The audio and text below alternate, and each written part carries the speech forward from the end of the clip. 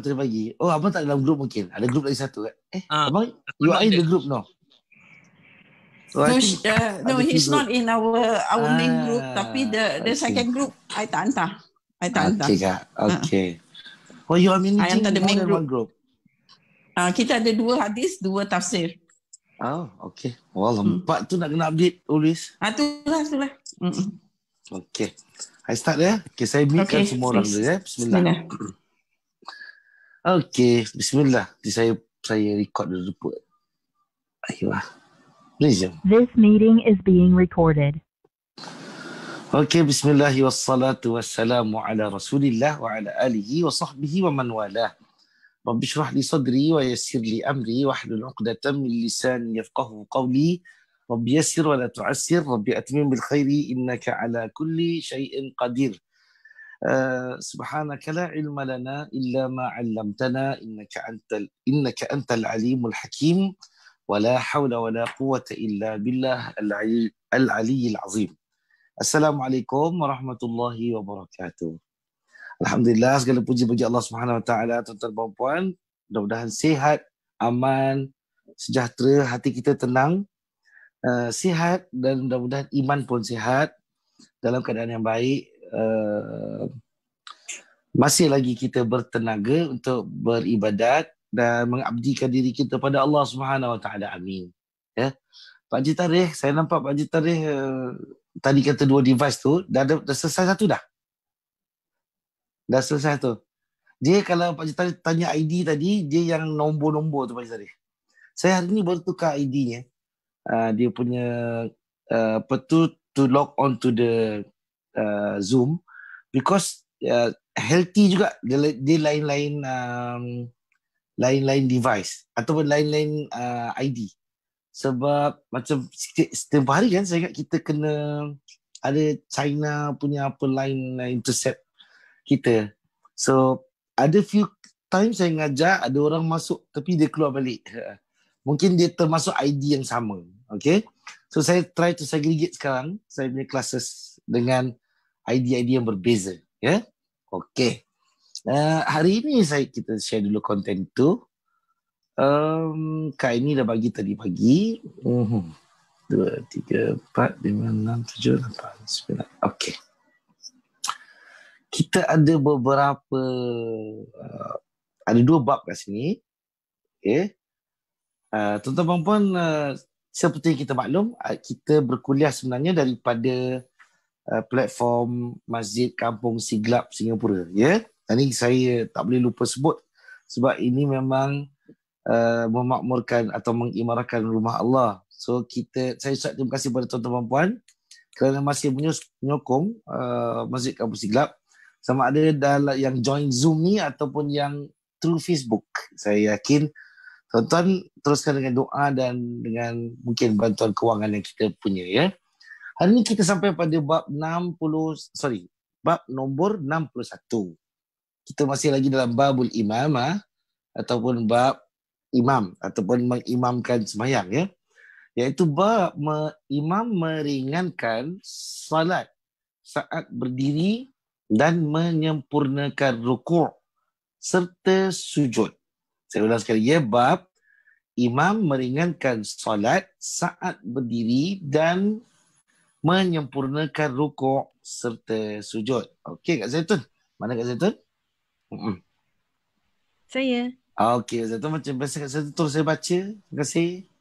Bab 61, imam meringankan salat saat berdiri dan menyempurnakan rukuk serta sujud. An Abi Mas'udin anna rajulan qala wallahi ya Rasulullah inni la ata'akharu an salatil ghadati min ajli fulanin mimma yutilu bina.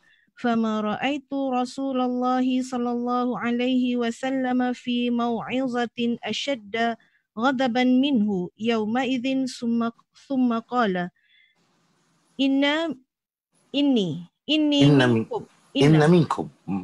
منكم منفرين فأيكم ما صلى بالناس فليتجوز فإن فيهم الضعيف والكبير وذا الحاجة. Sebentar Kak, satu hadis. Satu hadis ya. Okey, Kak sambung Kak. dari Abu Mas'ud bahawa seorang laki-laki berkata, demi Allah, wahai Rasulullah, sesungguhnya aku tidak mengikuti solat subuh dikarenakan si fulan memperpanjang solat atas kami. Maka aku tidak pernah melihat Rasulullah sallallahu alaihi wasallam menyampaikan nasihat dengan kemarahan yang lebih hebat dari hari itu. Kemudian baginda bersabda, sesungguhnya di antara kalian ada yang membuat orang menjauh. Maka barang siapa di antara kalian solat mengimami manusia, hendaklah ia meringankan solatnya kerana di antara mereka ada yang lemah, orang tua dan ada yang memiliki kepentingan. Kata tu, sekali lagi saya suka dia punya lafaz kat tengah-tengah tu. Kat situ bacakan Sesungguhnya. Rasulullah bersabda, ya. Kemudian baginda bersabda, sesungguhnya di antara kalian ada yang membuat orang menjauh. Maka barang siapa di antara kalian solat mengimami manusia, hendaklah ia meringankan solatnya. Kerana di antara mereka ada yang lemah, orang tua dan ada yang memiliki kepentingan. Okey, sebelum saya syarah, tuan-tuan, kita baca dulu apa komen Al-Imam Ibnu Hajar pada hadis ini. Silakan. Keterangan hadis, bab imam meringankan solat saat berdiri dan menyempurnakan rukuk serta sujud. Al-Karmani berpendapat bahawa sepertinya Imam Bukhari mengatakan bab meringankan solat tanpa meninggalkan satu pun di antara kewajipan-kewajipan solat. Ini merupakan penafsiran dari lafaz hadis, falyatajawwaz, hendaklah ia meringankan solatnya. Kerana baginda SAW tidak memerintahkan meringkas solat yang menyebabkan rusaknya solat. Imam Al-Manayyar berkata, Imam Bukhari mengkhususkan meringankan solat pada waktu berdiri. Padahal lafaz hadis memiliki cakupan yang lebih luas daripada itu, di mana dikatakan falyatajawwaz, hendaklah ia meringankan solatnya. Sebab pada umumnya yang lama adalah waktu berdiri.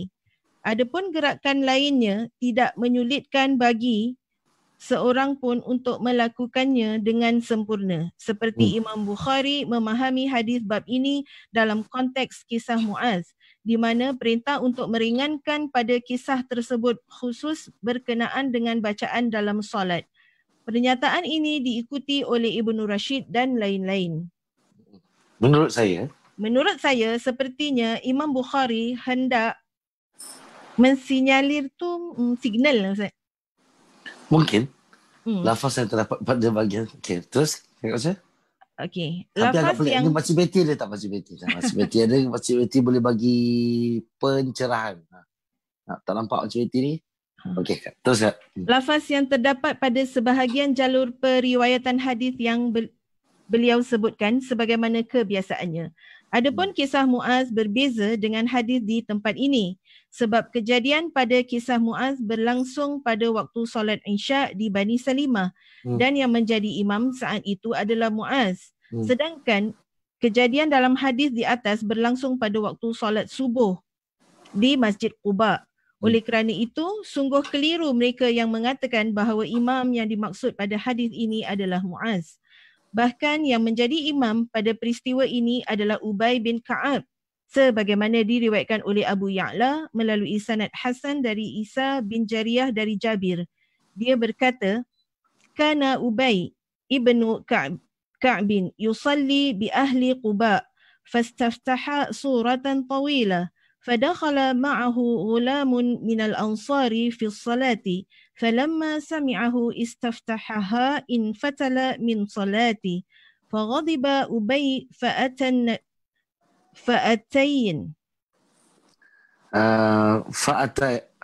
فغضب أبي فأتى النبي صلى الله عليه وسلم يشكو الغلام وأتى الغلام يشكو أبي فغضب النبي صلى الله عليه وسلم حتى عرف الغضب في وجهه ثم قال إني منكم منفرين فإذا صليتم إن منكم أيوة منفرين فإذا صليتم فأوجزوا فإن خلفكم الضعيف والكبير والمريض وذا الحاجة. Ubay bin Ka'ab biasa salat mengimami penduduk Quba, lalu dia memulai bacaan dengan surah yang panjang. Kemudian seorang pemuda dari kalangan Ansar masuk dalam solat tersebut. Ketika pemuda tadi mendengar Ubay memulai bacaan dengan surah tersebut, maka pemuda itu berbalik dari solatnya. Ubay marah lalu mendatangi Nabi SAW untuk mengadukan perihal pemuda itu. Lalu pemuda tersebut datang pula mengadukan Ubay. Maka Nabi SAW marah sehingga kemarahan tampak di wajahnya. Baginda bersabda, sesungguhnya di antara kalian ada yang membuat orang menjauh. Apabila kalian solat, menjadi imam hendaklah kalian meringankan solat. Kerana sesungguhnya di belakang kalian ada yang lemah, orang tua dan orang sakit serta orang yang memiliki kepentingan. Okey, sebentar Kak Zaitun. Ini Makcik Ainon ada bagi makna mensinyalir tadi, mengingati supaya memperhatikan atau berwas-was. Yang ni maknanya mengamati sesuatu lah. Okey. Kemudian Kak, riwayat ini memberi keterangan bahawa maksud lafaz hadis bab ini mimma yutilu bina fulanun, kerana sikap fulan yang memperpanjang solat atas kami, yakni saat membaca. Dengan demikian telah diketahui nama imam serta tempat peristiwa tersebut terjadi. Dalam riwayat At-Tabrani dari hadis Adi bin Hatim disebutkan, man ammana falyutimma ar-ruku'a was-sujuda. Barang siapa yang mengimami kami, maka hendaknya menyempurnakan rukuk dan sujud. Adapun perkataan Ibnu Al-Manayyar bahawa menyempurnakan rukuk dan sujud tidaklah terasa berat bagi seorang pun, namun nampak kurang tepat. Kerana apabila yang dimaksud adalah batas minimalnya, maka hal ini merupakan suatu kemestian. Sedangkan apabila yang dimaksudkan adalah kesempurnaan secara maksimal, maka hal ini cukup berat. Dalam hadis Al-Bara' disebutkan bahawa lama baginda SAW berdiri adalah sama dengan lamanya ketika rukuk dan sujud. Anna rajulan, bahawasanya seorang laki-laki. Saya belum menemukan keterangan tentang nama laki-laki yang dimaksud dan salahlah orang yang menyatakan bahawa ia adalah Hazam bin Ubay bin Ka'ab, sebab peristiwa Hazam terjadi bersama Muaz, bukan bersama Ubay bin Ka'ab. Ini la ta'akharu an salatil ghadati. Sesungguhnya aku tidak turut solat subuh, yakni aku tidak ikut melaksanakan dengan berjamaah kerana panjangnya perlaksanaan solat tersebut. Dalam riwayat Ibnu Mubarak di bahagian Al-Ahkam disebutkan, wallahi inni la ata'akharu, demi Allah sesungguhnya aku tidak turut serta, yakni dengan tambahan lafaz sumpah wallahi. Hadis ini memberi keterangan bahawa hal ini diperbolehkan sebab Nabi SAW tidak mengingkari perbuatan yang dilakukan laki-laki tersebut. Dalam pembahasan tentang ilmu pada bab marah dalam masalah ilmu disebutkan dengan lafaz inni la akadu udriku salata, sesungguhnya aku hampir-hampir tidak sempat mendapatkan solat. Ada pula kemungkinan yang dimaksud adalah laki-laki itu telah mengetahui kebiasaan imam yang memperpanjang solat sehingga hal ini menyebabkannya tidak datang pada awal waktu perlaksanaan solat kerana ia yakin solat akan berlangsung lama. Berbeza apabila perlaksanaan solat tersebut tidak lama kerana kondisi demikian memaksanya untuk segera datang pada awal waktunya. Dengan kebiasaan imam yang solat lama, maka laki-laki tersebut menyibukkan diri untuk memenuhi sebahagian kepentingannya, baru kemudian datang menuju solat. Akibatnya terkadang ia mendapatkan solat yang terkadang pula tidak sempat mendapatkannya. Oleh kerana itu, ia mengatakan hampir-hampir aku tidak mendapatkan solat kerana sikap si fulan yang memperpanjang solat atas kami, yakni disebabkan perlaksanaan solat yang sangat lama. Hadis ini dijadikan dalil tentang bolehnya menyebut solat subuh dengan solat ghadah, solat di pagi hari. Sementara dalam riwayat Sufyan yang akan disebutkan tercantum anis salati fil fajri, tidak dapat mengikuti solat saat fajar. Hanya sahaja solat ini disebutkan secara khusus kerana umumnya bacaan pada solat fajar cukup panjang. Di samping itu, waktu setelah selesai melaksanakan solat fajar, solat subuh merupakan waktu untuk memulai pekerjaan bagi mereka yang akan bekerja. asyadda, lebih hebat. Kemungkinan penyebab kemarahan baginda adalah adanya pelanggaran terhadap nasihat atau kelalaian imam tersebut untuk mempelajari apa yang seharusnya ia ketahui. Demikian menurut Ibnu Daqiq Al-Id. Akan tetapi pendapat ini ditanggapi oleh muridnya yang bernama Abu Al-Fad Al-Ya'mari dengan mengatakan bahawa pernyataan itu berkonsekuensi adanya pemberitahuan sebelumnya. Ia berkata pula kemungkinan maksud dari sikap baginda SAW dalam menampakkan kemarahan adalah untuk menarik perhatian para sahabatnya terhadap apa yang akan disampaikannya agar mereka mendengar dengan perhatian yang serius sehingga tidak ada lagi yang mengulangi kesalahan serupa. Saya, yakni Ibnu Hajar, katakan bahawa hal ini merupakan pendapat yang paling baik sehubungan dengan sebab yang mendorong beliau untuk baginda untuk menampakkan kemarahan. Adapun pernyataan bahawa kemarahan saat itu lebih hebat dari biasanya, maka penyebabnya adalah seperti yang dikatakan pada kemungkinan kedua, yakni lalai mempelajari apa yang seharusnya diketahui. Kata tu benar tak? Okey. Okey, sambung. Inna minkum munafirina. Sesungguhnya di antara kalian ada yang membuat orang jauh. Di sini terdapat penafsiran terhadap maksud fitnah yang tersebut dalam hadis Muaz. Ada kemungkinan kisah Ubay berlangsung setelah kisah Muaz. Oleh sebab itu di sini menggunakan kalimat dalam bentuk jamak, plural, sementara dalam kisah Muaz menggunakan kalimat dalam bentuk tunggal iaitu singular. Demikian pula penyebutan kemarahan baginda SAW yang tidak disinggung dalam kisah Muaz. Berdasarkan keterangan ini, maka kemungkinan pertama yang disebut oleh Ibnu Daqiq Al-Id mendapat tempat. Falyukhaffif, hendaklah ia meringankan. Ibnu Daqiq Al-Id berkata, masalah memanjangkan dan meringankan termasuk perkara yang sangat relatif. Terkadang sesuatu terasa lama bagi suatu kaum namun tidak demikian bagi yang lain. Dia melanjutkan, adapun perkataan para pakar hukum Islam bahawa imam tidak boleh membaca tasbih saat rukuk dan sujud lebih dari 3 kali tidaklah bertentangan dengan riwayat yang dinukil dari Nabi SAW bahawa baginda membaca lebih dari jumlah tersebut.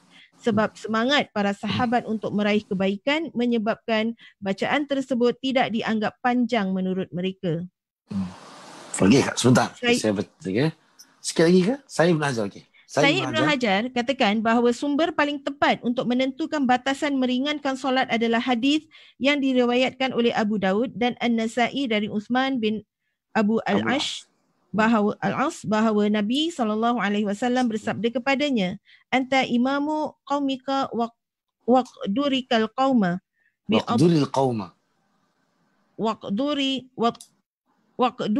qauma bi'afihim.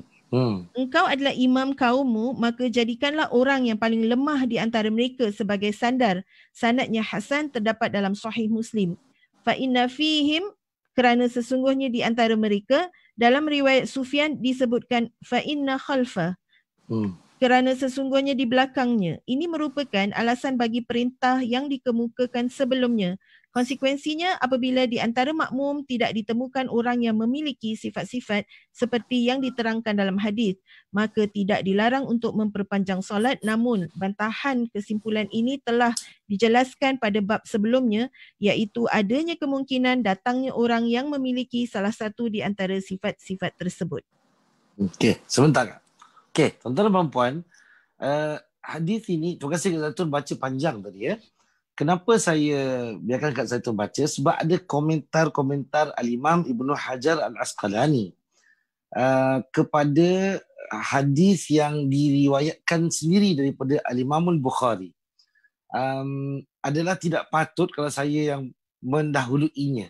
Agak tak munasabah lah kalau kita dalam tradisi pembelajaran hadis. So tuan-tuan dan puan, dalam bab ni adalah sambungan atau susulan kepada kisah Sayyidina Muaz bin Jabal radhiyallahu an yang kita sama-sama share minggu lepas tentang solatnya 2 kali, iaitu solat Isyak ya. Satu bersembahyang dengan Nabi SAW, satu lagi bersembahyang bersama kaumnya. Nah, kat situ pun ada afattanun anta ya Muaz. Adakah kamu pencetus fitnah? Nabi kata ya, kerana bacaannya panjang. Nah, dalam hadis ni, hadis Abi Mas'ud, bahawa ada lelaki yang datang pada Nabi SAW dan kemudian dia ngadu, dia bilang apa? Dia tak ikut atau hampir tidak ikut sembahyang fajar bersama. Yang seperti mana Imam Ibn Hajar commented tadi, bahawa dua perkara yang berasingan. Kita kena maklum. Di mana zaman Nabi pun berlaku imam yang terlajak sikit. Maksud saya, ya macam kita sekarang ni, kalau sembahyang Jumaat kadang-kadang kita tengok Bilal azan slow, padahal nak bekerja. Okay? Waktu sebelum COVID lah.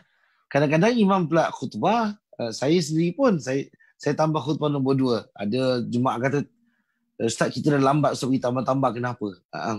Dia tahu saya tambah, tapi dia tak tahu saya potong kat nombor 1. Maksudnya, dalam perkara ni, kita maklumi, kita akur bahawa dua peristiwa berbeza ni adalah lumrah. Dia bukan satu perkara yang, of course tuan-tuan, saya memuliakan kedudukan saf pertama ataupun istilahnya barisan depan. Imam, Bilal, serta jamaah yang dipimpin. Tapi tidaklah menjadi aib jika ada feedbacks ataupun komplain, atau kita panggil apa tuan-tuan ya? Ya, mungkin tak senang hati sikit, kita sama imam tukar pendapat, itu biasa berlaku. Fitrah ini berlaku dari zaman Nabi SAW. So ini dah kes nombor 2. So bermakna seperti yang tadi Kak Zeta baca apa, mensinyalir tu, yang Makcik Enon bagi tadi makna, iaitu Imam Ibn Hajar kat sini, Imam Al-Bukhari seperti nak mengatakan bahawa dia amati kisah ni kisah yang berbeza. Okey? So, satu di Masjid Quba, satu di Bani Salimah, satu Mu'adz bin Jabal, satu Ubay bin Ka'ab. Dua-dua sahabat Nabi besar, ya. Dan tuan-tuan maklum, apabila kita punya sahabat ataupun kita punya imam yang kita sebut menghayati, ya, punya penghayatan, punya pengalaman, punya umur tambah ekstra. Jadi di sana ibadat atau kualiti ibadat seseorang itu tak sama dengan orang yang lebih muda. Orang muda nak kerja, macam dalam hadis ni, dia ada urusan. Sampai dia komplain apa? Mimma yutilu bina, disebut dalam bahasa Arab. Dia ni jadi imam ya Rasulullah. Dia bilang min ajli fulanin mimma yutilu bina. Dia sengaja nak memanjang-manjangkan kita punya urusan. Dia sengaja nak hold kita back. Ada saya sekali tu, Pak Jamayun, apa khabar Pak Jamayun? Alhamdulillah. Tadi saya dengar Pak Ji dah punya sengkang kata. Pak Ji nampak kecil sikit dari kamera ni. Tak tahu lah kalau kamera tu kecil. Okey. Pak Jamat, kalau kita, Pak Jamat pernah, Pak Jamat biasa sebenarnya subuh kat masjid istighfar kan dulu. Okey. Itu apa nama dia panggil? Imam, kalau baca doa kunut. Panjang ke pendek? Pak Jamat tak dengar. Pak Jamat ambil tolong saya. Boleh tolong ambil Pak Jamat? Pak Jamat tak dengar ke?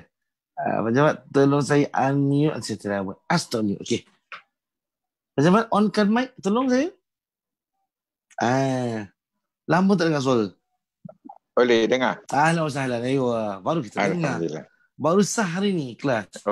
Okey. Pak Jamat, biasa kan sembahyang kat istighfar kan? Ya. Yeah. Okey. Semua imam baca sama kunut atau ada yang tambah? Ada sekali-sekali yang jemputan imam kadang-kadang ada tambah. Tapi hari holiday. Okey. Yang macam hari public holiday ke apa. Yang macam hari biasa tu macam biasa je lah. Okey. Pak Jamat, kalau baca doa kunut biasa ni, pendek kan? Ya. Yeah. Tak mesti pendek tu tak lambat. Betul tak Pak Jamat? Betul. Tak mesti baca pendek tapi tak lambat. Bermakna panjang memanglah lama.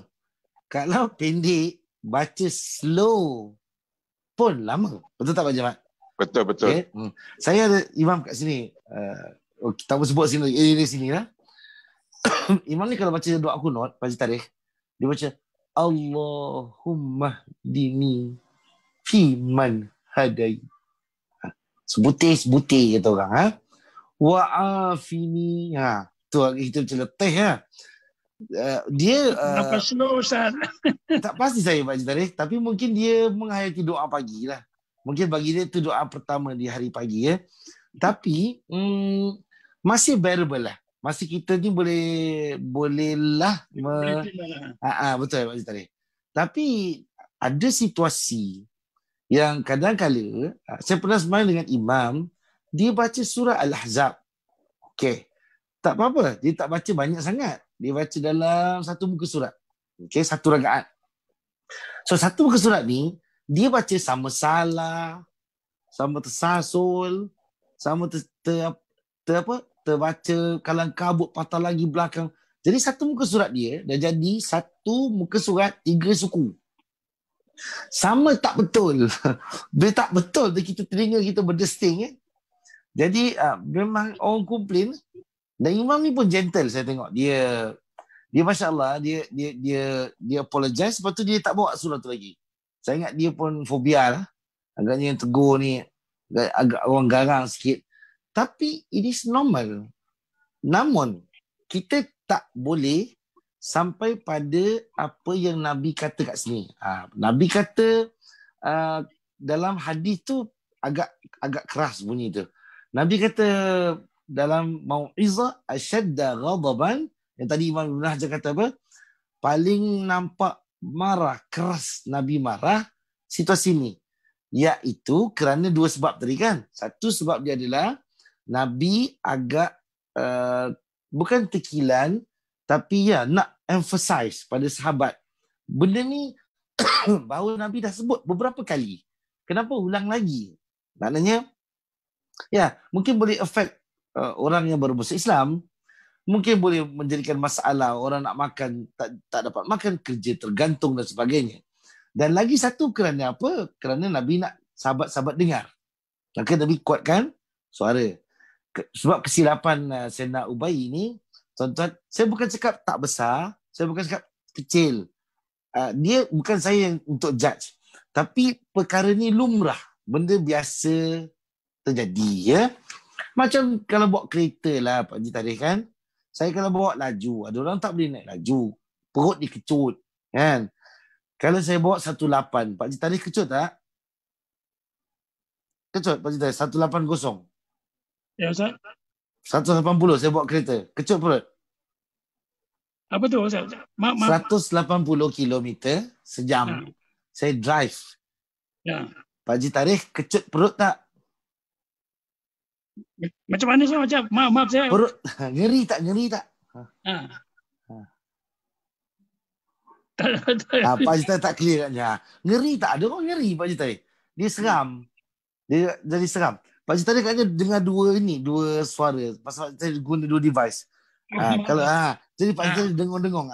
Tak kisah. Saya tak kisah. Pak Haji Tarikh tak dengar. So bermakna tuan-tuan puan, sama aja. Ada orang marah-marah, orang, saya seorang kawan, dia kalau kita 2 orang berbincang agak tegang, dia rasa tak secure. Dia rasa macam, kenapa dia 2 orang ni gaduh ni? Lepas tu dia tak tahu nak buat apa.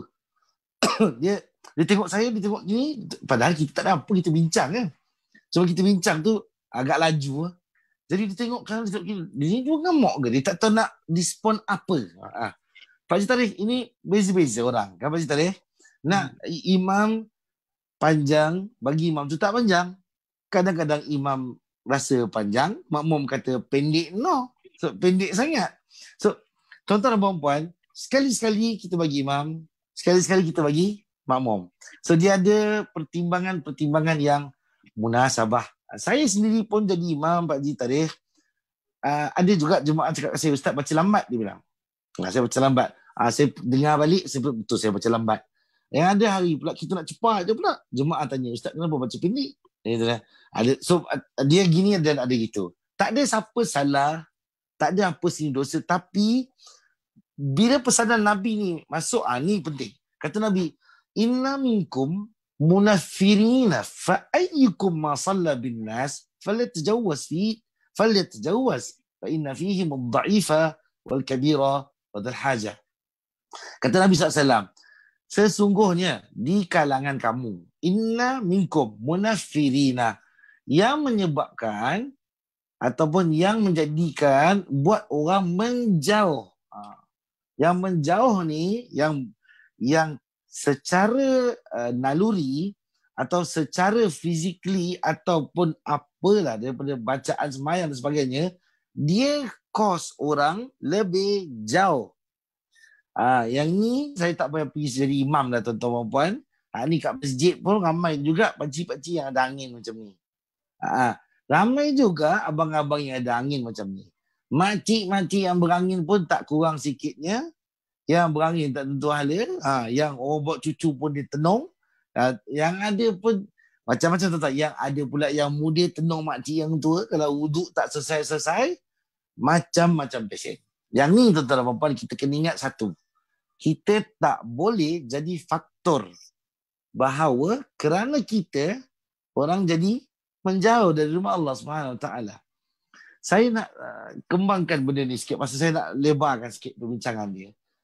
Termasuklah kepada perkara-perkara yang berbentuk ibadat.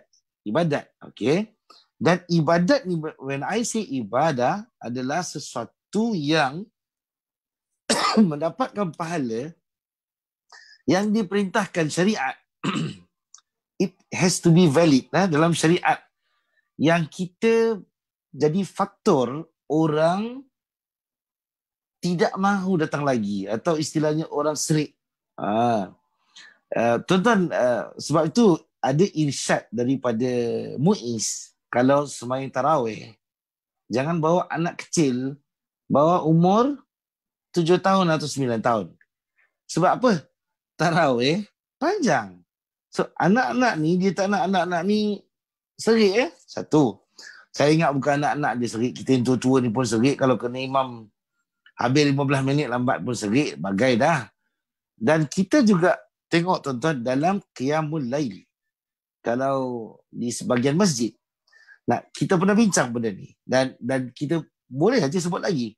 Bermakna qiyamul lail yang diadakan pada bulan-bulan Ramadan, maksud saya malam, adalah tidak harus perkara yang terlalu panjang ataupun yang sangat menyulitkan. Macam kita sebut sebelum ni kat dalam kelas, kita kata solat sunat tasbih, solat sunat tasbih atau solat sunat hajah yang mengkhususkan tempat ni doa, tempat tu doa, nak baca doa ni apa, doa tu apa.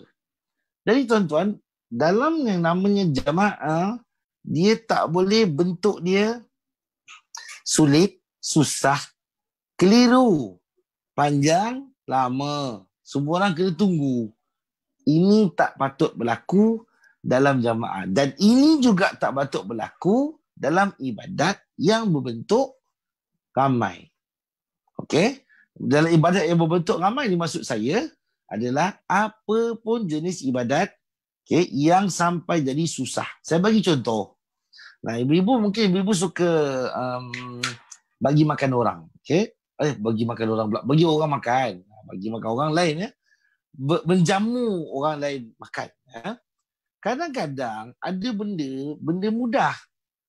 Kan kita masak nasi lemak, goreng ayam, sambal bagus-bagus, dah orang makan. Ayam tu free flow, ada timun, kalau nasi lemak lah, ada timun, ada saya ingat ikan bilis sikit, kacang tanah, itu pun dia panggil apa? Ekstra-ekstra lah. Kalau kita nak ada yang lain-lain tu. Ada orang malah menyulitkan lagi. Nak jadi gini, nak kotak gini, nak kotak gitu. Alah, saya tengok macam, okay, ini menyebabkan orang terasa nak contribute susah. Okay? Atau orang rasa nak susahnya nak bagi makan. Saya banyak kali dapat daripada volunteers tuan-tuan perempuan di masjid. Ada yang kata kita nak volunteer pun macam-macam undang-undang nak kena ikut. Ya betul, kalau volunteer bab korban memang kena ikut undang-undang. Sebab bab korban tertakluk kepada pengesahan. Itu kan apa dipanggil permit kita tu. Valid tak valid kan, NEA ke datang kan. Check. NEA ke HSA? Datang, check. Saya ingat we can't afford to make mistakes. Okay? Namun ada juga macam tempoh hari ada satu masjid di bahagian timur Singapura. Ini dekat-dekat sama siapa yang kat sini? Mungkin dengan Abang Roslan dekat-dekat. Tak, Abang Roslan Pasir kan, Abang Roslan? Abang Roslan Pasir tak silap saya. So, Tampines ke Pasir? Okay, Yes. Tampines ke Pasir, bang? Tampines. Tampines, masjid jalan-jalan situ jugalah. Okay, so dia kata gini, ada anak-anak ni, dia volunteer. Baik, memang masjid kan awal-awal waktu buka semula tu dia perlu volunteers sebab dia nak register orang masuk, nak arrange ni. Jadi ada dua anak muda ni dia datang, dia nak volunteer. Okay, dia sebenarnya pun dengar daripada kawan, dia bilang kesian masjid tak cukup orang kan 5 waktu nak jaga. Kalau officer tu juga meninggal berdiri, saya rasa dia. So tukar-tukar. Jadi dia datang tu dia diminta pulang, tak boleh tolong masjid. Dia ni datang pasal kawan bilang masjid ni perlu pertolongan. Sampai masjid pula, masjid kata awak jangan tolong, tak bawa balik. Kena perambat balik lah pula Pak Jamal. Ini masalah. Okay, kenapa? Okay, saya tanya, kenapa orang datang nak khidmat ni kita turn down macam tu, ataupun dah terlebih ke, dah extra overwhelm ke? Dia orang kata tak ada apa-apa Ustaz, pasal dia orang ni tak pakai lanyard. Ini agak payah agak ni kalau pasal lanyard ni. Maksud saya tak berapa kena. Okay, saya tak pastilah apa-apa syarat yang daripada, untuk saya cakap sepenuhnya masjid salah, tidak juga. Nah, kita faham hari ni ada sistem volunteers harus berdaftar dengan masjid. Ini perlu tuan-tuan puan. Sebab depan mata saya pun pernah jadi volunteer masuk 700 dalam kocik tabung Jumaat. Itu pun sedap juga. Dalam bilik duit tu, satu taruh, satu selit. Satu taruh, satu selit. Ada juga volunteers among volunteers yang saya ingat yang terjadi isu-isu seperti baru ni masjid ada hilang duit kan, bosan? Ni pun staff 21,000 tu kan. Namanya manusia. Ini staff masjid ke, staff mana ke, boleh jadi. Okay? Ada juga volunteers yang istilahnya kind of ada affair dengan volunteers lain, yang ada suami cari isteri tak jumpa-jumpa, tak balik-balik lepas subuh, bikin kuih dadar, gulung kuih dadar, habis kuih dadar, duduk lagi, cika elok-elok dia, tarik, tak balik-balik. Ada kes pun memang, bos, ini kes betul. Suami pergi sarapan hari Minggu, special punya kat masjid sebab dia punya girlfriend. Suami lah ni. Girlfriend dia buatkan sarapan special untuk dia pula. Ini macam. Lepas tu dia kata dah habis sarapan jemaah tu, dia orang pula duduk kat tepi tikar tu. Yang Mak Haji tu gesik tikar. Sampai hancur tu orang beberapa kali duduk tu. Jadi dia bercengkerama dalam masjid. So, maknanya tuan-tuan puan, kita maklum lah procedures. Hatta saya ingat ada beberapa pun SOP. Zaman berubah, lain padang, lain belalang. Namun saya tak tolak juga, ada ramai juga yang mungkin hampa dalam mereka nak khidmat atau ibadat yang menyebabkan kita ni munafirin. Tak boleh. Termasuk ustaz-ustaz. Ustaz-ustaz pun sama. Atau bagi saya bukan ustaz-ustaz saja. Teachers, lecturers, motivators. Okay? Dalam kita memberi jawapan, dalam kita memberi panduan, saya ingat cara ada kalanya perlu, namun sedikit. Okay? Macam Nabi tunjuk kemarahan Nabi SAW. Atau ada caranya adalah baik untuk kita tegur. Okay? Tegur agak keras sikit. Namun saya ingat, walaupun tegur keras ni, dia kena susul dengan yang alas. Saya ingat tuan-tuan perempuan lebih maklum benda ni. Tuan-tuan Haji, makji-makji lebih faham benda ni daripada saya. Lebih berumur, faham saya. Tiap hari ni, Pak Haji, mana kita kacau sikit. Pak Haji, mana Pak Ahmad Jantan? Ada Pak Ahmad Jantan. Pak Cik Farouk, apa Pak Cik Farouk? Okey. Ini nama-nama saya kena sebut ni, rukun Zoom ni. Okey. Pak Ahmad Jantan mana Pak Ahmad Jantan? Pak Ahmad Jantan dapat gambar je. Okey. Pak Ahmad Jantan, ada, kalau Pak Ahmad dengar saya lah ya, ada satu, baru beberapa hari lalu, kaunseling saya. Dia ni isteri ngadu kat kita. Isteri kata, suaminya ni suka ungkit-ungkit, dia bilang sebut buruk dia, nanti ingatkan dia tak baik, gitu ginilah. Dia bilang saya ni macam tak dihormati Ustaz. Dia bilang gini Pak Ahmad, dia kata baru ni gaduh dengan saya, dia bilang. Saya tanya pasal apa gaduh? Tuan-tuan perempuan, gaduhnya ni kalau tuan-tuan, saya bukan tak nak percaya, tapi benda boleh jadilah. Pak Ahmad rasa Pak Ahmad busy Pak Ahmad? It's okay. Okey. Pak Ahmad, dia gaduh gini Pak. Tahur insya-Allah. Maaf Pak Ahmad kalau It's okay, boleh. Okey. Pak Ahmad, gaduhnya suami ni ajak tidur. Nak layan suamilah. Isteri pula dia keberatan, tapi dia cubalah Pak Ahmad. Lepas tu agaknya babak Ahmad ni 10 tu tak menjadi. Jadi scene tu setengah jalan. Suami ni mengamuk bagai, keluar bilik tu mengamuk-ngamuk dengan anak-anak lah. Lepas tu isteri dia kata, Ustaz tengok ni, macam orang gila suami saya ni. Dan benda dalam bilik terjadi pergi keluar bilik. Okey. Pak Ahmad, kalau Pak Ahmad duduk tempat saya, jadi kaunselor tu, Pak Ahmad nak nasihat tak suami ni? Jangan ngamuk-ngamuk. Itu defend lah Ustaz. Tengok keadaan macam mana dia. Ya. Jadi macam mana? Cara pergaulan dia kan. Betul. Dekat rumah tangga macam mana kan.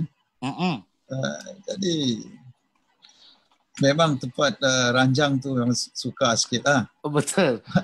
Pak Ahmad, I salute Pak Ahmad. Pak Ahmad quite gentle dalam dalam menangani benda ni.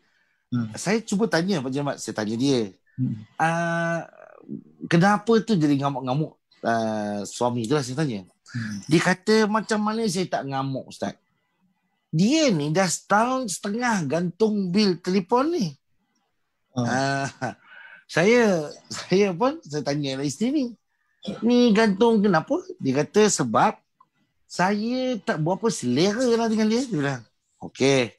Agak keras juga dia cakap tu. Saya tanya lagi. Saya tanya, gantung ni, probation ni berapa lama? Dia cakap apa Pak Ahmad? Tengoklah, saya belum tahu berapa lama. Isteri jawab, ini cari pasal Pak Ahmad. Saya pun baik-baik nak anu suami, nak nasihat suami. Saya jadi macam, isteri ni dia tidak juga sebaik suami tadi. Maknanya kalau suami tadi dianggap tak elok kan Pak Ahmad. Jadi suami tu pula muncul pusing depan saya, duduk sial, tengok tu macam mata pun tak berapa nak bengkak tak bengkak. Lepas tu dia kata isteri, suami ni pula halau suami lagi Pak Ahmad. Isteri ni halau isteri. Isteri halau suami. Salah dia. Kalau Pak Ahmad, isu soal isteri halau suami keluar rumah dan rumah tu sama-sama. Pak Ahmad marah sikit ke tidak? Itu haruslah. Marah juga lah. Harus kan? Agak ada, bukan sifat wanita saya rasa. Kalau menghalau suami. Suami jahat banyak. Kalau mungkin suami yang tega nak halau isteri kan Pak Ahmad. Pak Ahmad rehat Pak Ahmad. Siap Pak Ahmad. Pak Ahmad semua lemah ya. Okey Pak Ahmad. Okey, tuan-tuan puan, saya cakap ni sebab dia adalah satu contoh. Contoh tauladan, maksudnya ada ketika kita kena bagi yang agak keras sikit. Tapi banyak kali tuan-tuan, walaupun kita bagi keras tu, kita kena cushion balik. Sebab apa? Kita kena ingat orang kalau dia jauh dari rumah Allah atau daripada Allah, Itu puncanya kita. Masalah tu nak jawab sama Allah. Jadi saya harap tuan-tuan puan bijaksana dalam kita nak beri, orang Arab panggil ni taujih. Taujih ni kita nak bagi syur, kita nak bagi komen, ya. Sebab saya tengok ada makcik-makcik dia tanya budak-budak ni boleh tahan tak bahasa-bahasa makcik-makcik ni. Dia kata, awak pakai selendang ni apa pesen lah? Dia tanya. Awak pakai selendang ni apa pesen ni? Budak-budak ni belum tanya lagi makcik ni. So maksud saya, ya, kadang-kadang kita yang kos orang mungkin jadi malu nak tanya. Sebab saya pernah hadir majlis yang pensarannya bila ada orang ajukan soalan, dia bilang, ni soalan napuk, dia bilang. Agak terkejut juga. Saya pun terkejut juga. Bukan saya yang tanya. Tapi saya pun agak, kesian orang yang tanya ni. Saya ingat kita kena, tuan-tuan. Dalam perkara ni, Nabi sebut, sesungguhnya di kalangan kamu, ada orang yang menyebabkan orang menjauh daripada rumah Allah atau menjauh daripada ibadat kepada Allah. Fa'ayyukum, kata Nabi. Sebab Nabi warning. Kalau faktor ni tak ada, kita nak bagi feedback, bagilah. Sebab banyak orang bagi feedback baik juga. Tak ada masalah. Ya? Imam baca pelan sangat. Kita orang tak dengar. Imam boleh tak dekatkan mikrofon. Okey. Sejadah ni buah apa? Apa salahnya tukar? Ya? Macam saya hari tu kena jadi imam. Pak Haji Tarikh, jangan dera saya Pak Haji Tarikh. Dekat Masjid Al-Muttaqin. Kata sebut pula adalah Facebooknya. Muttaqin. Dia orang suruh saya berbungkus bangkai Pak Haji Tarikh. Pakai seal tu. Pakai mask lagi. Dalam saya ada mikrofon satu. Dia orang suruh taruh luar. Saya taruh luar. Macam tak bunyi. Saya taruh dalam. 2 mikrofon kan sangkut telinga saya ni. Satu cermin mata lagi sangkut lagi. Saya tengok gambar saya. Dah tak macam orang. Macam orang accident pun ada. Saya tanya dia orang, apa masalah korang ni tak beli panel depan ni? Dia bilang belum approve. Pak Haji Tarikh dah singgah ni. Dah singgah Muttaqin. Belum apa tu. Baru tak payah singgah Pak Haji Tarikh. Imam tak macam imam, semua macam mantu. Semua berbungkus-bungkus. Saya ingat ada juga masjid lain bukan Muttaqin saja, ya. Tapi tuan-tuan dan puan-puan, ya, kita kena maklum. Ada ketika memang kita harus beri feedback, ya. Macam ada satu masjid saya pergi, saya tak sebut masjid mana. Kita imam datang kan Pak Haji Tarikh. Imam datang. Siapa je datang sembahyang Jumaat ni, dia kena scan kedatangan dia lah. This is about security ataupun safety. Okay, kita punya safety measures lah. Dia mentang-mentang imam, ada kata ustaz tak payah ketik kat situ. Tak payah, kita tahu ustaz datang. Buat kes-kes tu jadi lepas-lepas kemudian buat dia mati lepas ni kan. Saya kata tak apalah, saya petik sekejap ni. Saya bilang saya ambil QR code ni kejap. Dia tak apa. Saya dah kira masukkan ustaz dalam ni, kira ustaz dah kuluh majma'in. Saya kata tak apa. Imam 3 orang. Hafiz ada berapa ramai Pak Haji Tarikh? Muhammad Hafiz. Ramai Muhammad Hafiz. Pula kebetulan Hafiz semua gemuk. Kata-kata Hafiz gemuk, Hafiz janggut. Semua janggut saya rasa Hafiz. So nak kata yang mana satu? Satu saya kata, dia kata temperature, ambil dia tembak kepala saya. Tak masuk pula. Tembak tu tak load. Dia kata ustaz baru turun di kereta, dia bilang. Jadi ni ustaz tembak-tembak tak kena, dia bilang. Saya bilang tak apa, tembak dulu lah. Sebab saya pun fikir-fikir kalau tembak tinggi saya nak balik lah. Saya pun tak jadi sebab orang sakit. Dia kata tak apa ustaz, kita kira 36 je. Cincin lah. Saya ingat Cina jual ikan pun tak ada cincin macam tu. Tuan-tuan dan puan, ada benda macam ni. Kita nak kena, yang ni tak boleh lah nak ambil lewa kan tuan-tuan. Benda macam ni kena ambil serius. Ya, kita kena ada tanggungjawab. Sebab tanggungjawab tu Allah yang kata. Kita kalau, tuan-tuan, bab sembahyang, bab ibadat ni mencakupi semua perkara. Ya. Jika kita menyebabkan orang sedih, kita menyebabkan orang sakit, kita menyebabkan orang risau, kita menyebabkan orang takut, ini semua kena buat service recovery. Dan Nabi SAW dalam dakwahnya Nabi, sekali pun Nabi tak pernah Nabi menyinggung orang dengan teguran yang keras atau istilahnya terlalu kesat ataupun terlalu kasar. Tuan-tuan dan puan, saya ingat kalau saya cakap kasar pun tuan-tuan kena betulkan saya. Ini sudah pasti untuk kebaikan. Kan ada tempat lain padang lain belalang. Kalau Ustaz siapa nama? Azhar Idrus, boleh kalau di Terengganu cakap bodoh tu tak apa. Kira macam bodoh tu macam macam tu lah.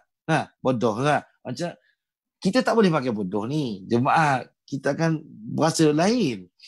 Dan banyak lagi tempat-tempat lain yang menyantuni perkara yang lebih tricky. So kita kena maklum. Dan kalaupun orang tu bersalah, saya rasa tidak ada hak untuk kita hina atau dalam nada sinis untuk kita memperbetulkan seseorang. Ya? Kata Nabi SAW, bila Imam Ibn Hajar sebut tadi, falyatazawwaz, maknanya semayang ni normally waktu berdiri kita baca ataupun dia ambil masa sikit. Okay? Sebab nak baca Fatihah, nak baca surah. Kemudian rukuk, sujud, i'tidal, semua tu termasuk tahiyat. Okay? Tidaklah begitu lama seumpama berdiri. Jarang orang tahiyat 5 minit. Tapi kalau orang mungkin diri saja semain, baca 5 minit ada. Ya? Nah, di sana Nabi kata apa? Loosen sikit. Cuba loose sikit dalam perkara ni. Maknanya kalau diri kamu, Nabi sebab apa kat situ? Mana tadi? Sesungguhnya di antara kalian ada yang membuat orang menjauh, maka baru siapa di antara kamu solat mengimami manusia, hendaklah ia meringankan solatnya. Nah, kan ada pendapat tadi kita baca. Ada yang kata kalau dirinya panjang, namun ringkaskan pada yang lain-lain, namun tak boleh sampai pada merosakkan atau menjadikan rukuk, sujud, i'tidal tadi tak sah. Terlalu laju. Atau dia bukan terlalu laju je, dia adalah tak sempurna. Punggung belum sampai bumi, duduk antara dua sujud, kita sujud lagi. Kira tak sempat sampai macam sponge pun lantung lagi sekali. So, dan tahiyat, saya ingat tahiyat ni dia agak mencabar kalau kita baca laju. Tahiyatul mubarakatuh salawatu thayyibatu lillah. Assalamualaikum ya Nabi wa rahmatullah. Nah, pembacaan tahiyat itu dia kalau tahiyat akhir dia adalah rukun. Nah, saya bukan suruh baca dengan tajwid. Maksud saya adalah bacaan yang munasabah. Ya. Jadi, kita kena ambil kira termasuk beri salam. Assalamualaikum warahmatullah. Assalamualaikum. Kita bukan pergi raya Assalamualaikum. So bermakna Nabi kata hal lain tu loose sikit, boleh laju sikit, tapi pasti dia tertunai. Dan kata ulama juga, kan saya tu betulkan saya kalau saya salah ya. Ulama juga sebut kalau kita baca pula ringkas, perpanjangkan sikit pada rukuk dan pada sujud. Malah tuan-tuan dan puan-puan, sebagai seorang imam mesti tahu, maknanya adalah menjadi satu fiqh imam. Rakaat pertama is the longest. Rakaat nombor 2 has to be shorter than number 1. Number 3 has to be shorter daripada number 2. Dia mesti shorten by saat ataupun by rasa. Sebab sunnah Nabi, sunnah rukuk nombor 1, maknanya rakaat pertama, siapa jadi imam, contoh jadi imam kat rumah, kalau memang kita ada anak-anak yang nak sembahyang kita, cucu-cucu ke pakcik, pakcik rukuk nombor 1 tu, kalau dengar orang lari, gedebak-gedebuk tu, lamakan sikit rukuk tu. Sunnah. Ni imam kadang-kadang berdengki boleh tahan ke? Dia lagi dengar gedebak-gedebuk, lagi dia bangun awal. So saya tengok tuan-tuan kalau kat Masjid Nabawi lah, kat Masjid Nabawi Madinah, Syekh Abdul Rahman Huzaifi, kalau rukuk pertama paling lama Syekh Abdul Rahman Huzaifi. Saya rasa saya pernah rukuk hampir 2 minit lah. Lama 2 minit lah. Rukuk kita bergoyang, bawa sampai dari Singapura, goyang kaki, goyang. Bila nak naik Syekh ni? Saya sempat dongak sikit. Bila nak naik ni? selama tuan-tuan ya. Hampir 2 minit. So bermakna it is sunnah untuk, of course, tapi tidak sampai menyulitkan ya.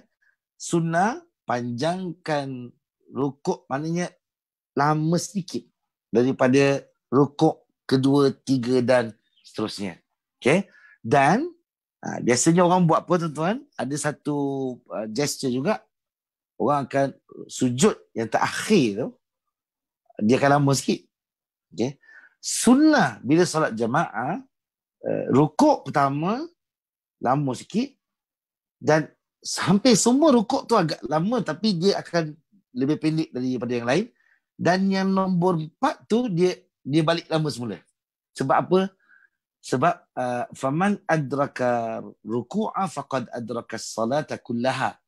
Siapa yang sempat masuk kejar rukuk tadi dengan imam, maka dia diterima rakaat tersebut. Jadi tuan-tuan dan puan-puan, jadi imam dia macam polis trafik. Polis trafik pun saya ingat tak semuanya jahat kat luar tu. Ada pun yang baik budi bicara juga. Dia tengok je.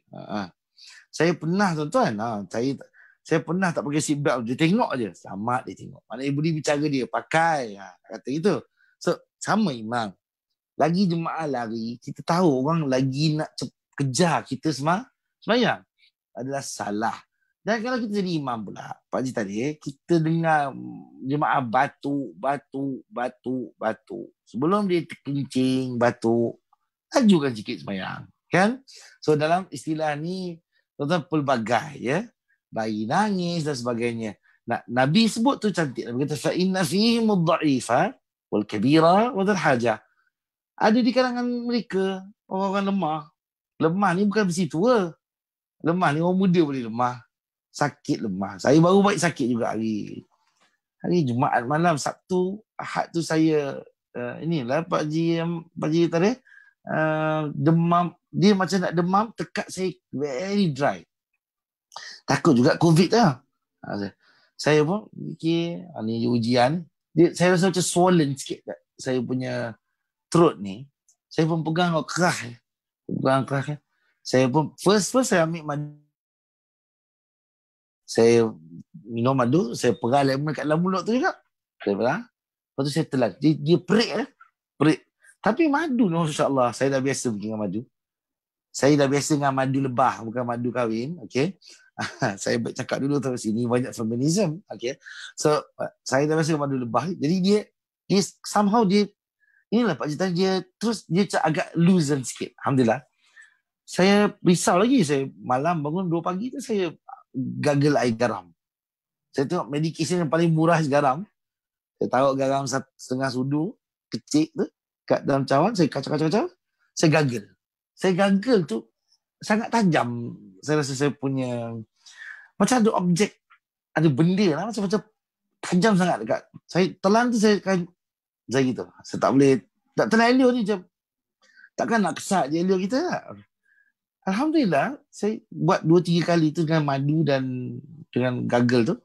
Syukur bila Allah bercakap pula hari ni. Cuma jadi aching sikit body lah. Tuan-tuan, lemah ni dia bukan hanya orang tua. Malah saya tengok banyak orang tua yang kuat. Orang tua kalau buat ibadat, dia tak susah. Dia senang. Orang tua tak kuat pun kuat. Ini satu kelebihan yang Allah Ta'ala bagi pada orang-orang yang dah berumur. Sebab dia tahu apa itu nikmatnya beribadat. Ini pada anak-anak muda ataupun pada orang muda sikit, ada masalah. Saya Iskandar ni dia 7 umur lagi kan. Okey. Iskandar pun tua juga sikit. Okey, dia boleh dia kira okey lagi. Wal kabira, orang berumur, berusia, wadal haja. Wadal haja ni tuan-tuan, dia tak ikut. Okey. Orang lemah dia ikut sifat. Orang berusia dia sifat. Zal haja dia perlu. Dalam 3 ni, zal haja paling perlu. Contoh. Okey. Katalah kerja satu, maksudnya pekerjaan adalah uzur yang diterima dalam syariat. Ibu-ibu yang masak suka panas lauk ni tengah semayang. Okey.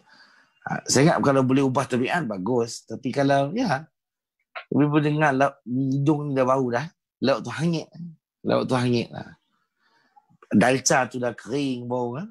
Sebelum kuali tu terbang sampai tingkat semayang, saya ingat kena berhenti-berhenti Dan kita pun jadi imam.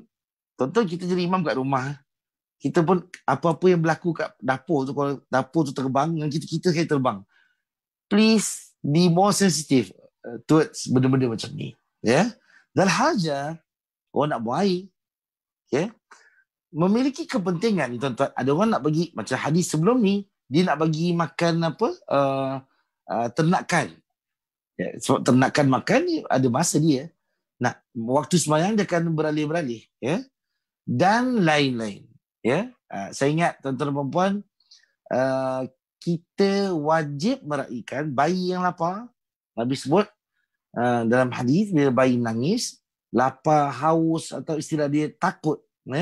Bayi tau Nabi bagi priority. Apa lagi kalaulah memang yang tunggu kat rumah tu ramai, kita yang beli mutabak. Yang beli mutabak kalau pergi sembahyang jemaah, takkan nak kata setahu imam pula kan. So kita lah pandai-pandai atur waktu kita.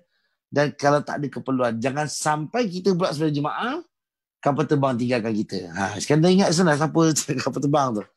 Jangan pasal sembahyang jemaah, kapal terbang lepas. Ini agak tak berapa sihat. Saya ingat saya baik tak jadi pilot. Kalau jadi pilot mati lah.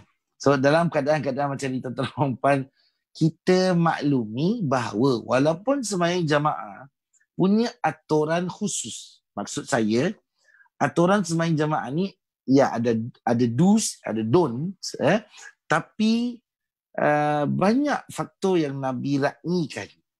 Kerana apa? Perhimpunan ramai ni dia bakal timbul pelbagai respon dan reaksi. Saya aja sembahyang Jumaat 50 orang ni, saya dulu mula-mula kekok first tapi lama-lama ni rasa okey juga sembahyang 50 orang ni, sebab boleh nampak semua seorang-seorang tu khutbah pula pendek. Khutbah pula pendek. Jadi saya tengok macam okey, dia orang kata nak tambah jadi 100 orang kan. Ada beberapa masjid yang mungkin akan usahakan lah. So alhamdulillah saya kata and it is not easy tuan-tuan. The more kita accommodate, the more issues ataupun akan timbul tak dijangka. Saya bukan cakap sakit. Macam-macam yang hilang selipar. Hari tu saya pergi satu masjid tu kat Zaitun. Dia buat jemaah ni bagus. Dia ambil dia panggil apa kan, ada dia punya list kan. List untuk dia orang. Saya tak pernah ada list tu. Is kena ada list kan Is? Kau kena print out tu kan. Okay. Print out tu dia buat bagus. Dia tengok jemaah tu print out dia. Dia pun bawa pergi duduk kat kursi kat ada area tu menunggu. Duduk. Saya ingat tertib lah. Dekat Ahmad Ibrahim dia bawa kau pergi kursi sana. Tak ada. Tu maksud dia orang salah So maknanya kalau tak ada sebelum tu mesti die lah. Kat luar. Hang around kat tempat tu je. Lepas tu ambil temperature masuk terus. Masuk terus dia kan. Itu sembahyang nombor 1 ke nombor 2? Nombor 3? Nombor 1. Okey, ini yang nombor 2. Okay, nombor 2 dengan nombor 3. Orang tunggu dekat kawasan pekarangan masjid tu. Pergi klinik lagi bagus ada kursi. Ternyata lah. Tu saya kata tadi tu. Baru saya seorang. Kalau ada 100 orang, ada satu PA lagi. Hari tu dia orang sambut saya dengan payung. Dia sambut aku dengan payung pasal hujan. Aku tengok dia orang tak sambut jemaah dengan payung. Tak adil juga tuan-tuan. Saya pun takut juga kena lempar helmet. Sebab hujan tu tak adalah besar sangat. Dia kecil sangat kenyai. Saya kata kat Ustaz selebriti diorang sambut. Tak ada selebriti bagai kat sini. Tak ada. Dia kena imam pun dia tak nak basah. Makmum pun tak nak basah. 50 orang ni lah kita kena sempat khidmat betul. Sebab selalu 5,000. 5,000 tu air bandung pun selesai. Kalau 50 orang ni kita boleh khidmat betul. Ada air kotak. Ada air mineral water. This is about time. Maksudnya this is the time to show that Islam ada that courtesy. Sebab kecil. Sepatutnya. Saya tengok masjid tu buat bagus. Dia buat jamil orang. Dia taruh kursi. Orang menunggu. Elok. Ada kipas angin. Kaki adalah tikar. Lepas tu dia buat railing tu cantiknya masuk. Masuk ambil tempat masing-masing. Ni masjid yang santun lah. Masjid yang tak santun lain cerita lagi. Nah, ada orang pula tak suka dia buat macam tu pula dia bila dia nak masuk siang. Pasal dia rasa apa? Terhalang kena duduk kat kursi tu. Tuan-tuan dan puan, hak ni macam-macam cara dan macam-macam karenah yang saya ingat bila ada perhimpunan, biasalah. Semayang raya lah orang bergaduh. Sebab apa? Kena bangun, duduk, nak penuhkan saf. Kan dia orang kata apa? Siapa tak bangun, duduk. Tak tahu ke dah penuh. Pergi semayang tempat lain. Timbul macam tu. Ada juga yang nak jadi semayang Jumaat punya pasal kan tuan-tuan dan puan. Yang ada baru ni. Mana Pakcik Rahim ada tak Pakcik Rahim? Pakcik Rahim? Tak dengar suara Pakcik Rahim ni. Macam Midaf tak nampak? Okey, tak apa. Saya tempoh hari ada seorang teman. Dia Abang Roslan, apa pendapat Abang Roslan? Itu pendapat sikit Abang Roslan. Saya pasal tak biasa register ni. Tak pernah maksudnya. Minggu ni saya khutbah. Okay. Dia pergi masjid. Dia tak register. Okay. Dia pakai slip print out dia tu. Slip tu ditukar date. Maknanya minggu ni, berapa bulan? Minggu ni kata minggu depan 12. Minggu depan 18. 19. Dia punya slip tu, dia adjust pakai komputer, dia tukar date. Dia kata, Ustaz, saya pergi, saya bawa slip, ikut syarat-syarat masjid buat. Dia orang tak tengok slip tu betul-betul. Date dia tengok betul, tapi dia orang tak check slip tu nombor ke apa ke. Dia kata, saya masuk lah. Abang Sam punya pendapat apa Abang Sam? Okay, nama dia tak berdaftar pun dalam sistem. 1. 2, dia bawa slip yang forge. 3, dia dapat sembahyang Jumaat minggu. Cuba beri komen sikit. Boleh Ustaz tu dah kira bohong Ustaz. Dia dah kira bohong. Okay, saya tanya dia. Saya kata, orang muda yang buat ni. Orang muda ni pula, orang ahli ibadat pula. Saya tanya dia, awak tak rasa salah ke? Dia kata, taklah Ustaz. Saya bawa slip. Saya bawa slip. Saya datang buat sejadah. Saya kira kalau dia orang kasih masuk, saya masuk. Tak kasih masuk, saya balik. Jadi siapa pula saya bohong? Kalau saya bohong, saya bilang tukar date tu. Dia bilang, iyalah tukar date tu. Dia orang tak tengok. Kalau dia orang tengok, baru kira saya bohong. Saya bawa slip. Matlamat tak marahkan cara. Kata kat saya betul. Saya setuju. Tapi dia kata ini, dia boleh ignorant. Dia bilang saya, cuba nasib. Dia memang minggu-minggu sembahyang Jumaat. Saya tanya, Tika, kan dia orang buat kotak-kotak tu kan? Batasan, kotak-kotak petak tu kan? Ya. Saya tanya, petak tu tak terlebih ke pasal awak datang? Dia kata ada 53, 52. Dia bilang. Saya bilang yang 3 tu siapa tu? Awak seorang, saya bilang. Lagi 2 tu siapa? Dia kata mungkin masjid punya orang lah Ustaz. Saya bilang, awak tak boleh tuduh. Sebab awak pun salah satu penyamun tarbusnya. Lepas tu dia datang awal pula Abang Ustaz. Dia masuk petak nombor 10. Dia dah selamat dalam kotak tu. Pak Haji yang patut nombor 10 tu, pergi duduk 51. Kalaulah katalah, datanglah officer kru bagai, kena cekup Pak Haji yang duduk nombor 51. Betul tak Abang Ustaz? Saya rasa dia aniaya situasi tu. Betul tak? Tuan-tuan, puan-puan. See? This is baru 50 orang. Yang satu ni dah study gila dah. Macam mana nak... Study gila, maaf. Dia dah cukup-cukup study.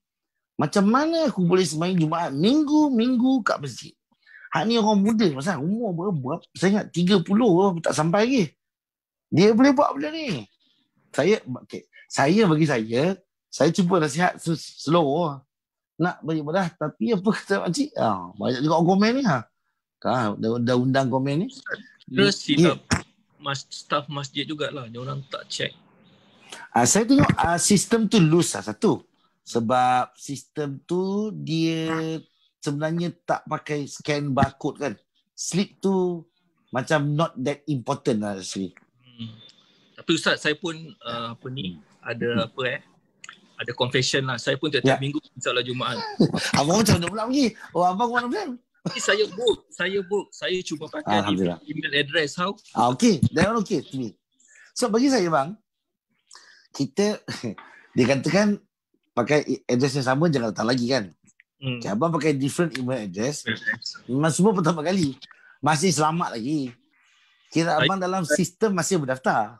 Saya pakai orang rumah saya dengan anak perempuan saya punya email address. Tapi bang, mungkin ke satu slot abang jarakkan sikit lah. Kesian orang lain kesian. Saya selalu ambil last session lah, third session. Okay, Alhamdulillah. Okay, bagus. Ada terima kasih juga lah bang. Saya semayang hari tu di Masjid Al-Istiqamah. Tanjung cakap saya semayang tuan-tuan. Ya Ustaz, masa solat raya sama anak saudara saya pergi solat raya dan solat Jumaat pada same day. He said he used different handphone number. Okay. So saya pergi semayang Masjid Istiqamah. Maksudnya dekat Serenggun apa Serenggun sana? Istiqamah. Apa Serenggun kan? Serenggun North Ustaz. Oh, Serenggun North, sorry. Apa Serenggun kat mana? Okay, Serenggun North. Istiqamah bagi tahu saya. And saya pun tengok. Dia tak pernah penuh. Dia punya slot 50 orang tu tak pernah penuh. Sekali je penuh. Tu pun 56. So ada yang slot dia kan 3 orang kurang, 4 orang kurang. Jadi saya tanya dengan pegawai, saya kata kalau memang kurang orang, saya ada ramai yang nak sembahyang Jumaat ni. Kalau diorang nak rajin nak yang berkereta ke bermotor, biar diorang register sini lah. Dia bilang boleh lah Ustaz cakap. Sebab ni bukan orang yang absent. Memang slot tu dia bilang kosong. Tapi Abang Ustaz kata slot tu selalu penuh. Betul tak? Betul. Walaupun 3 kali. Apanya? Walaupun dengan 3 round Jumaat. Always full lah. Penuh. Yang last third session also penuh. Really Siapa? Antu mana semayang tu? Yang Istiqamah kosong tu? I think something wrong with the system. Pasal kadang-kadang dia taruh kosong, tapi bila you pergi masjid ada banyak slot. Ya, I believe so. Ya, mungkin ada sini sana sikit. Ada kurang saya, betul. Ya, hopefully dia orang boleh lebih perbaiki keadaan. Yang sembahyang raya lagi jangan cakap lah kan bang. Sembahyang raya lagi lah. Recently ada kes Ustaz kat Masjid Istighfar. Tapi bukan sembahyang Jumaat lah, sembahyang biasa waktu.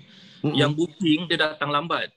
So bila dah start iqamah, masjid dan staff kasih those yang ada booking masuk. Yang ada booking ni datang, dia mengamuk, dia tak dapat masuk. Gaduh kat luar masjid. Allah Akbar. Saya Jumaat gaduh. Okay. Saya ingat dulu kalau ada booking, tapi dia datang lambat. Tapi dia terlambat, kira dah over time kan, dah exceed the timing right? Dah come iqamah lah. I think dia dah stop tutup lah kan, dah start tutup right? Macam kita tengok teater lah Abang Roslan. Kalau dah performance dah start, dia tak kasi masuk dulu kan? Nak kena break baru boleh masuk kan? Okay. Saya ingat kalau pergi sembahyang Jumaat bergaduh tuan-tuan, macam ibarat orang puasa, baik buka je lah. Macam tu lah. Kalau macam tu. Maaf lah saya kata macam tu. Tuan-tuan ada apa nak tambah silakan. Saya dah ambil syarat. Ustaz, boleh saya? Boleh kak? Tafadhali, sila. Ini tentang jemaah lelaki. Yes. Kalau no need to lie now because everyone is trying their best to register. No need to change the address or phone number. It's not fair. Kan seperti Mufti kata, if you tak dapat solat Jumaat, it's an irsyad for you to do zuhur like anyone else, you know. Correct. Yeah, I mean because of you, kan? Yeah, absolutely. It's like why you. I think you follow the irsyad like anyone else, and why you even want to force and brag about it also. I think it's ridiculous. No need lah. If you do such a thing, just keep it in your pocket and no need to tell anyone. Because I find it very ridiculous. That Mufti said those 65 and above tak boleh pergi. Kita lagi muda, kita have to go. No, you are wrong. I think you misinterpret what he said. Yeah. People below 65 we still have to go to masjid. No, but no need to lie. I mean, no need tapi to kita have to fikir lah. And apa tu? Tukar alamat ke, tukar ni. No, because others yang genuinely nak solat. No, yang bekerja. Masjid like Ustaz cakap, masjid kosong. Yeah, but you don't have to be like one of them that they have to rush lah, macam tukar alamat, tukar apa. You know, it's when it meant for you, it's meant for you. Yeah. And dengar. Ni one minute ni. Pendapat saya pula hadiah yang telah diberikan oleh Tuhan tu kita terima ajalah. Kita tak payah nak rush. Buat apa? Dah mufti dah cakap begitu. Jadi itu sebagai satu hadiah satu nikmat pada kita. Jadi Precisely. kita buat kat rumah dah. Jadi kita nak rush. Absolutely. Thank you. Thank you. And bagus. Saya sebenarnya Kak, saya tak nak pergi sembahyang Jumaat. Pasal dia memang tak wajib. Dia memang tak ada kewajipan dia pada sekarang ni. Masalahnya kita kena khutbah pula. Lepas tu timing Jumaat ni, alhamdulillah kawan-kawan boleh telefon untuk khutbah Jumaat ni, dia selalu tanya saya nak khutbah nombor berapa. Saya jadi fikir-fikir pula, too lenient to me. Sampai right now, saya feel Jumaat is that, Jumaat tu macam ada the privilege saya boleh choose which Jumaat saya nak. Saya macam this is not right. Macam bagi saya lah. Masa saya tak pergi lagi bagus. Saya tak pergi, saya semua suruh kat rumah dah habis. Yang ni saya datang Jumaat, pukul 2, pukul 3. Ada masjid, saya kata saya datang nombor 2 lah. Dia kata apa tak? Ustaz datang lah nombor 1. Ustaz guest Ustaz dulu. Kita orang dalam. Semua niat baik lah. Tapi jujur cakap Abang Roslan, saya rasa Kak ini cakap tu munasabah. Sangat kalau cuba saya kata tadi Abang Roslan, saya cakap tadi Abang Roslan agak jarakkan sikit. Kenapa jarakkan? Sebab dalam keadaan kita tak jarakkan ni, buat bekal apa tu dengan okay. Dalam keadaan kita kalau barusan memang ambil masjid yang hulu, saya bagi contoh masjid hulu pun besar ramai lah orang sebenarnya. Istiqomah ni kurang orang Islam sebenarnya. Abang rasa kena travel lah. But abang permanently the same mosque or? No, I go to the Ulu Mosque lah, like you said. I pergi Alim Siddiq, I pergi Hamid Pasiran. Abang drive yang tak banyak estate perumahan. Yeah. In fact, some people tak ada booking pun dapat masuk. Really? Yeah. Pasal kosong lah? Yes. Oh, that's the reality pula. That's why I said, that's why I always want to go. Okay. Because I know there's always place. Mungkin kalau sahabat cakap tadi, orang tak ada booking pun boleh masuk. Yang ni, masjid, dia satu ground tak sama ground yang lain. Betul tak? Of course. Saya ingat asatizah tak boleh pergi sembahyang tau. Pasal dia kena example pula. Contoh. Ataupun menteri ke.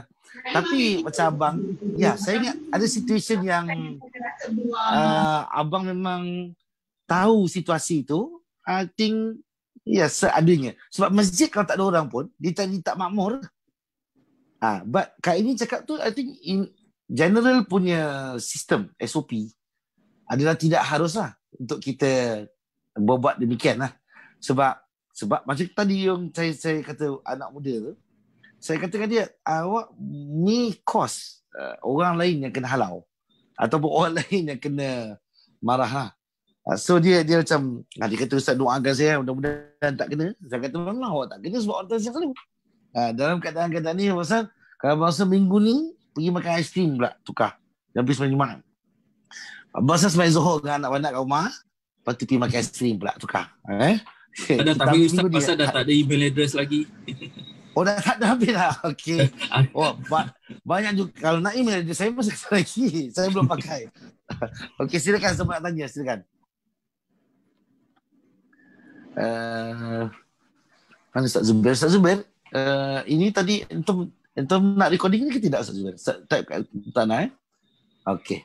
Tuan-tuan dan puan, saya rasa kalau tak ada apa, kita bagi laluan pada Masjid Siglap insya-Allah untuk bersiaran selepas ni.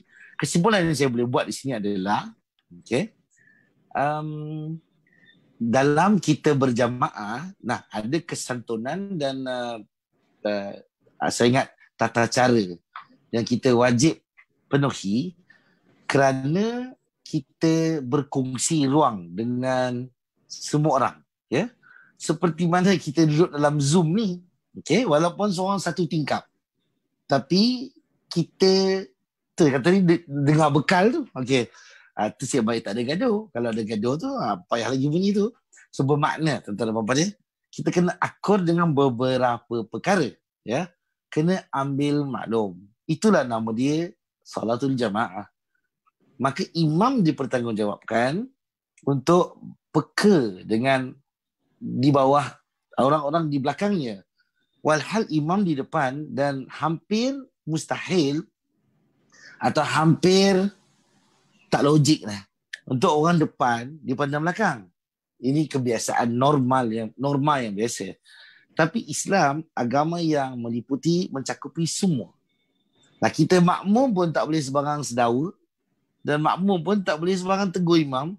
Makmum nak tegur imam salah baca, mestilah yang dekat dengan imam. Jarak 7 orang. 2 saf, bukan 10 saf terakhir.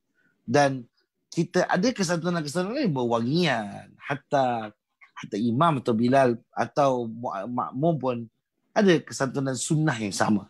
So bermakna tuan-tuan, the moment kita enter zone yang ramai, okay, dia ada SOP dan ada adab yang kita harus tauladani. InsyaAllah tuan-tuan, yang ini kita buat baik dekat orang, kita berniat nak tolong orang, Allah Ta'ala buka jalan untuk kita, InsyaAllah sampai syurga. Amin. Allahumma amin. Pak Haji Tarikh, saya ada apa-apa, silakan nak cakap yang terakhir. Hari ni saya dengan Pak Haji Tarikh senyap je. Sila Pak Haji. Tak bunyi. Selamat kita ni. Pak Haji Tarikh selamat turun satu ni.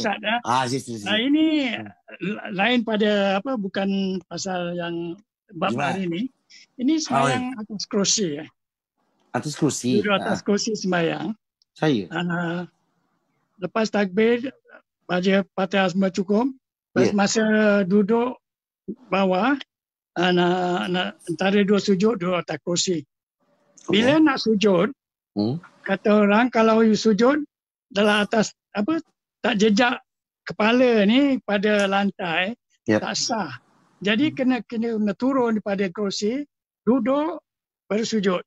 Ada itu betul, ataupun kita masa di atas kerusi kita sujud macam syarat aja sujud, tapi tak, kepala kita tak kena lantai. Pak Haji Tarikh, syarat dahi melekat, ataupun istilahnya berciumlah dahi itu melekat dengan permukaan bumi, sebab kadang-kadang ada tempat pasir, tempat tanah kan. Ini syarat asal bagi orang yang sembahyang sempurna. Bermakna pada masa Pak Haji Tarikh solat duduk, itu dia panggil Pak Haji Tarikh dah masuk zon rukhsah. Kan, rukhsah kan keringanan. Okay? Zon rukhsah, dia tak boleh apply rules and regulations asal. Dia akan void. Sebab kalau boleh apply yang asal, rukhsah tak boleh berdiri. So dia kena cover, dia tukar. Saya tak boleh naik asli, lepas tu yang ni tak boleh, berukhsah naik. Rukhsah ni pula kita boleh buat yang asli, dia turun. Dia tak boleh serentak. Sebab tu saya dalam beberapa panduan, saya tak gemar apabila kalau ada jemaah kita atau orang tanya saya, dia kata, Ustaz, saya wuduk tapi sampai tempat yang bandage saya akan sapu-sapu. Jadi bermakna dia wuduk tu basahkan, kalau tangan saya kena basah, berarti semualah kena basah tu kan. So dia bukan takkan sini pula saya skip. So saya kata kat dia agak ganjil bunyinya tu. So kalau dia tak mampu untuk membasahkan sedikit anggota itu, dia dah beralih kepada zon apa Pak Haji Tarikh? Zon rukhsah. Bermakna dia tak payah wuduk, dia terus tayammum. Nah, bila Pak Haji Tarikh tanya tadi tu tentang sujud dahi, of course anggota sujud antaranya dahi. Pada hukum asli, pada orang sembahyang di biasa. Bila Pak Haji Tarikh pindah zon gout solat atas kerusi, Pak Haji Tarikh terjun juga ke bawah. Saya ingat pakai lambat pengsan dan sembahyang tu. Kita pengsan pasal sakit. Bukan pengsan pasal baca Al-Quran, pengsan pasal sakit sembahyang. Jadi manakala isyarat menundukkan itu adalah yang termampu pada ketika kita dah beralih dalam zon yang Allah maafkan. Dan kata ulama, sunnah. Sunnah ambil senang bila kita mencukupi syarat. Macam sekarang ni, sembahyang Jumaat, Pak Cik tak pergi kan? Ya, sunnah. Bila mana Pak Cik tahu kena jaga diri, nak jaga keluarga kat rumah, makcik semua kan? So, ini adalah rukhsah. Itu saya kata, saya pun tak nak pergi sembahyang Jumaat sebenarnya. Tapi kena jadi imam. Ada masjid tanya saya sekali hari tu. Dia kata, Ustaz tak boleh jadi imam tempat kita yang nombor 2. Saya kata, satu hari berapa kali nak sembahyang Jumaat? Saya sembahyang Jumaat satu kali je lah. Lepas tu dia tanya saya, Ustaz sana kan nombor 1. Sini datang Ustaz nombor 2 lah. Sebab kita masih dekat. Saya bilang, sembahyang raya pun saya tak sembahyang 2 kali. Awak nak sembahyang Jumaat pula. Kita pun belajar sembahyang 2 kali tu. Sembahyang apa? Maghrib. Sembahyang Isyak. Bukan sembahyang. Itu pun nak ajar kaum. Saya ingat, asatiza dalam Singapura ni ada berapa ribu? 4,000 katanya. Tak, kalau dah tolak perempuan. Katalah perempuan ni ramai 2,800. Baki 2,200. Takkan semua uzur tak sembahyang Jumaat. Takkan semua tak jadi imam. Saya kata, cari saya bilang. Encik pun jadi imam, saya kata. Saya kata, minta maaf saya tak terfikir pula Jumaat tak boleh 2 kali. Jangan-jangan ni dah tapau 15 Jumaat dengan 1 kali. So maksud saya nak kata ni, Jumaat ni dia ada khutbah kan. Pak Cik Tarikh, so Pak Cik Tarikh jangan risau. Dalam keadaan tu Pak Cik Tarikh. Tanya lagi, sambung lagi ya. Tadi saya masa saya tak boleh duduk antara 2 sujud misalnya. Masa sujud, saya boleh turun dan sujud macam biasa. Boleh kan tak? Boleh tak? Masa sujud? Menambah pergerakan. Mana Pak Cik Tarikh duduk, bila nak sujud, rukuk. Pada masa sujud, bikin sujud betul-betul. Boleh mungkin? Boleh? Sujud pun. Boleh. Tapi kenapa Pak Cik Tarikh sebenarnya duduk kalau boleh bikin? Tapi yang tak bolehnya, saya tak boleh duduk antara 2 sujud. So maknanya Pak Cik Tarikh kalau sujud, terjun ke bawah. Lepas tu duduk balik. Lepas tu terjun lagi ke bawah. Ni pakai kursi apa ni? Kursi yang potong ikan ke? Kursi yang nyonya-nyonya ni, siang sayur. Itu pasal gaul lah, kita punya kursi betul, kursi biasa. Orang bagus pula Pak Cik Tarikh ni, rajin pula terjun naik turun.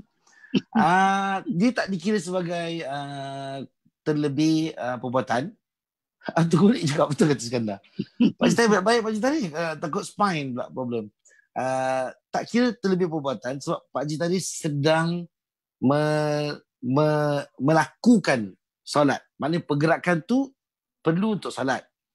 Cuma pergerakan Pak Cik Tarikh tu dive naik tu tak perlu. Tak perlu. Tapi kalau Pak Cik Tarikh rindu dah sekali lama tak dive ataupun lama tak sujud, bismillah. Saya cadang duduk bersila lah. Tak duduk atas kursi. Yalah, tak pakai kursi lah. Dulu pasal masa Nabi duduk yang kita bab dulu, dia duduk kat bawah, kat lantai. Yang betul. Betul. Tapi zaman Nabi juga ada duduk atas pelepah kurma. Ada juga duduk atas tebing rumah tepi. Ada. Itu normal je. Cuma Pak Cik Tarikh kalau ibu saya sekarang tengah sleep disc kan. Tengah terapi. Ibu saya sembahyang bersila, boleh. So ibu boleh sujud, boleh duduk atas sujud, tapi ibu tak boleh diri nak naik tu sakit. So ibu memang bersila. Nak bangun tu nak tarik sikit lah.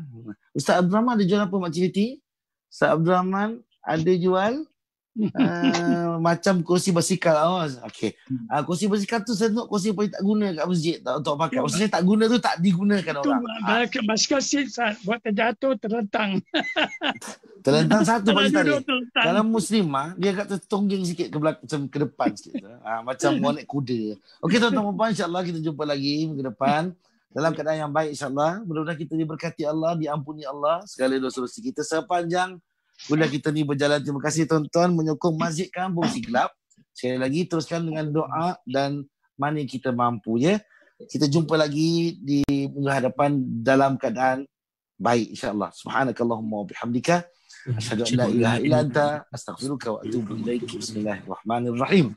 Wal 'asri innal insana lafi khusr illa alladhina amanu wa 'amilus salihat wa tawassaw bil haqqi wa tawassaw bis sabr. Assalamualaikum warahmatullahi wabarakatuh. Waalaikumsalam. Terima kasih Ustaz. Makcik Betty kata apa? Sama bang. The recording has stopped. Atau